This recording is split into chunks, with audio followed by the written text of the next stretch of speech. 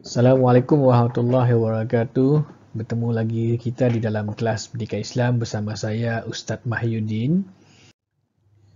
Para pelajar sekalian, hari ini kita akan membincangkan tajuk tilawah KSSM tingkatan 4, pelajaran yang ke-6, tajuknya larangan mempersendakan agama. Mari kita dengar ayat kefahaman bagi tajuk ini. وَذَرِ الَّذِينَ اتَّخَذُوا دِينَهُمْ لَعِبًا وَلَهْوًا وَغَرَّتْهُمُ الْحَيَاةُ الدُّنْيَا وَذَكِّرْ بِهِ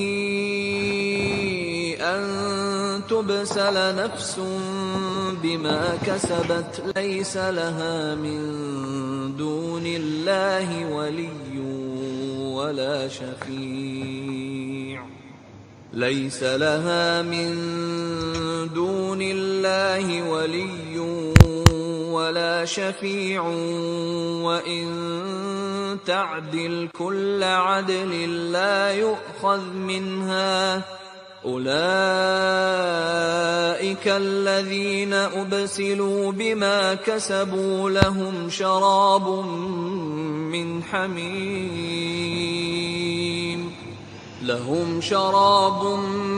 من حميم وعذاب أليم بما كانوا يكفرون.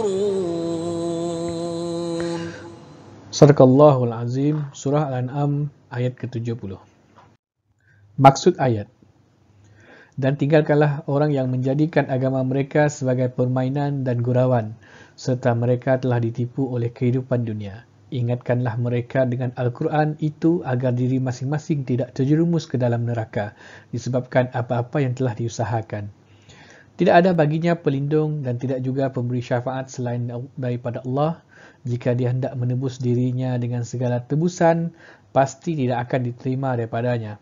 Mereka itulah orang yang dihancurkan oleh Allah disebabkan apa-apa yang diusahakan oleh mereka.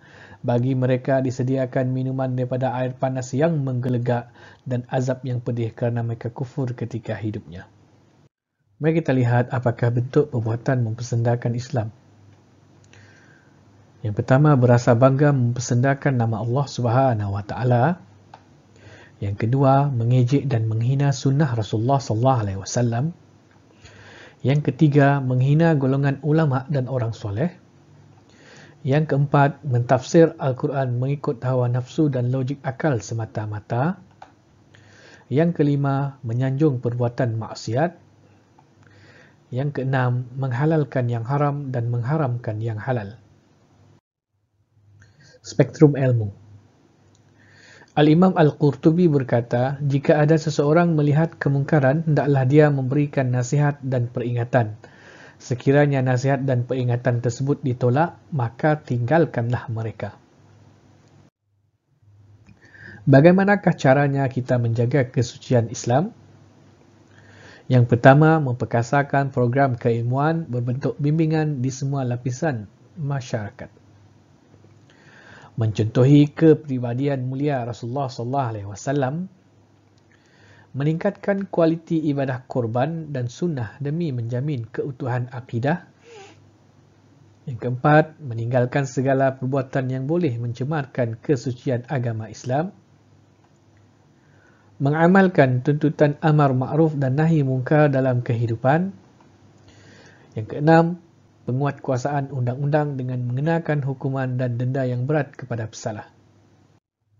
Spektrum ilmu. Sayyidina Umar bin Al-Khattab berpesan yang bermaksud kembali kepada kebenaran itu lebih baik daripada berterusan mempertahankan kebatilan. Apakah kesan mempersendakan Islam? Yang pertama, boleh membatalkan iman.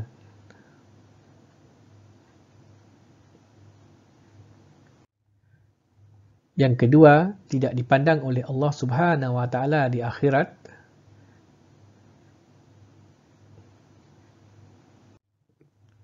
Yang ketiga, tidak mendapat kejayaan di dunia dan di akhirat. Apakah pengajaran ayat bagi tajuk ini? Sebagai umat Islam, Kita hendaklah menjauhkan diri daripada golongan yang mempersendakan agama demi menjaga kesucian Islam. Yang kedua, kita hendaklah menyedari bahawa perbuatan menjadikan agama sebagai alat permainan dan gurauan ialah sebahagian daripada tipu daya dunia. Yang ketiga, kita hendaklah sentiasa memberikan peringatan kepada orang yang mempersendakan agama berpandukan ajaran Al-Quran dan Sunnah. Yang keempat, kita hendaklah meyakini bahawa Allah tidak akan memberikan perlindungan dan syafaat kepada orang yang mempersendakan agama. Yang kelima, kita hendaklah menyedari perbuatan mempersendakan agama akan diazab oleh Allah dengan siksaan api neraka. Yang keenam, kita hendaklah mempertahankan kesucian Islam dengan pendekatan yang terbaik.